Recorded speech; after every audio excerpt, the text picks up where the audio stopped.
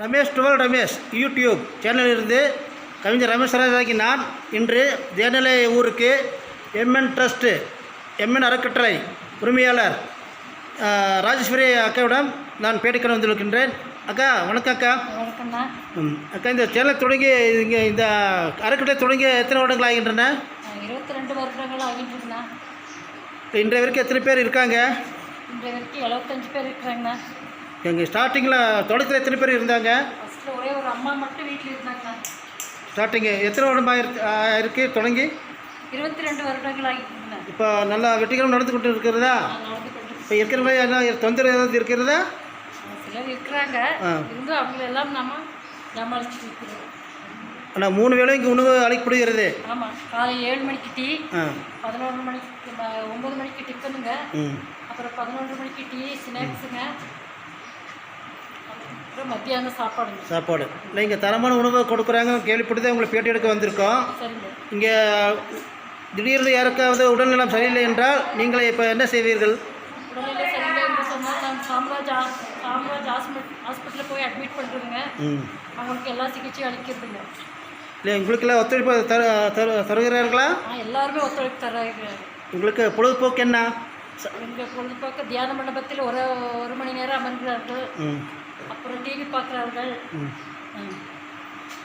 பொழுதுபோக்கு வார 7 நாட்களும் விதவிதமான உணவுகள் இங்கே பரிமாறப்படுகிறது. ஆமாங்க. சரிங்க அக்கா. இவங்க மேலாளரா உங்கள் அறக்கட்டளைக்கு? ஐயா, உங்கள் பேருங்க என்ன ஐயா? நாகராஜன். நீங்கள் எத்தனை வருடம் இங்கே பணியாற்றி கொண்டு இருக்கீங்க? 12 வருஷம் இருக்கீங்க. சரி, உங்களுக்கு இது நல்லா பொழுதுபோக்க தெரியுதா? இல்லை, பெரிய சேவையாக தெரியுதா? பொழுதுபோக்க தெரியுதா? நல்ல சேவையாக தெரியுதா, பொழுதுபோக்க தெரியுதா? ஆமாம், இந்த அளவுக்கு செய்கிறதுல ரொம்ப கஷ்டம். ஏன்னா இந்த காலத்தில் பெற்ற அப்பா அம்மாங்களுக்கே செய்கிறதுக்கே கஷ்டப்படுறாங்க. இப்படி இருக்கிறப்போ இந்த அளவுக்கு இன்றைக்கி செய்கிறது பெரிய விஷயந்தான், பாராட்டுக்குரிய விஷயம். ஆனால் உங்களுக்கு நாங்கள் பேட்டி எடுக்க வந்தது தாமதம் தான், எங்களை மன்னிக்கவும். இன்று அண்ணன் இல்லை, அதுக்காக அண்ணன் துணைவியார் ராஜேஸ்வரி அக்காவிடம் இப்போ நான் பேட்டி எடுத்திருக்கின்றேன்.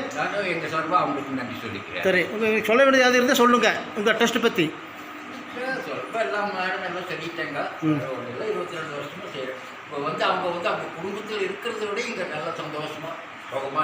நல்லா இருக்காங்க, எந்த பிரச்சனையும் இல்லை. இதில் ஃபுல்லாக ஃபோக்கஸ் பண்ணிடலாங்களா? நன்றிக்கா.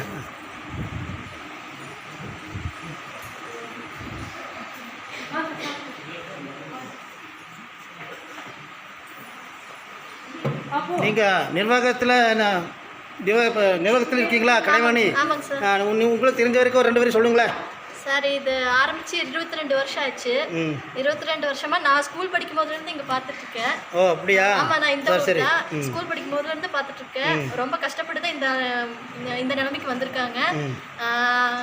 எங்களால் முடிஞ்ச அளவுக்கு இவங்களுக்கு சேவை செய்யணும்னு நினைக்கிறேன். இப்போ இந்த இளம் வயதிலேயே ஒரு சேவை செய்யணுங்கிற ஒரு மனப்பான்மை உங்களுக்கு வந்திருக்கு. ஆமாங்க சார். இன்றைய நாளுக்கு இது ஸ்பான்சர் பண்ணியிருக்கிறது யார்?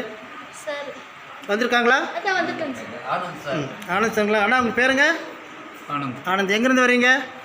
குன்னூர். நீங்கள் இப்போ அடிக்கடி வருவீங்களா? இன்றைக்கி முதலாவதா? ரெகுலராக வரோம். இங்கே வந்து பார்க்குறோம், இங்கே நல்லபடியாக செய்கிறனால தான் இங்கே வரோம். ஆமாம், அப்படிங்களா? இடத்துலலாம் வந்து சொல்கிறாங்க, ஆனால் வேறு ஆட்டம் போகுது. ஆமாம், இவங்க வந்து ஃபஸ்ட்லேருந்து எனக்கு தெரிஞ்சு ஒரு 18 வருஷமாக பார்த்துட்டு இருக்கிறோம். இவங்களை 18 வருஷமாக நல்லா போயிட்டுருக்கு. ஆமாம், நல்லா செய்கிறாங்க. ஆனால் தரமான சுவையான உணவு கொடுக்குறாங்கன்னு கேள்விப்பட்டிருக்கோம். நாங்களே சேனல்காரங்க அதை கேள்விப்படுத்தி நாங்கள் வந்திருக்கோம். இல்லை, அவங்க நல்லபடியாக செய்கிறாங்க. ஆமாம், அதனால தான் வந்து நாங்கள் எல்லாம் வந்து குன்னூர் எல்லா இடத்துலேருந்து வரோம் இங்கே. சரி, சேவை நல்ல விதமாக போட்டுங்க. நன்றி, வணக்கங்கண்ணா.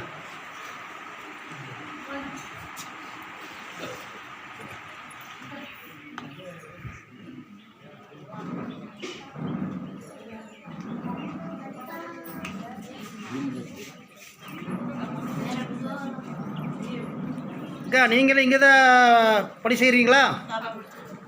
நீங்கள் சேவ் பண்ணிட்டு இருக்கீங்க.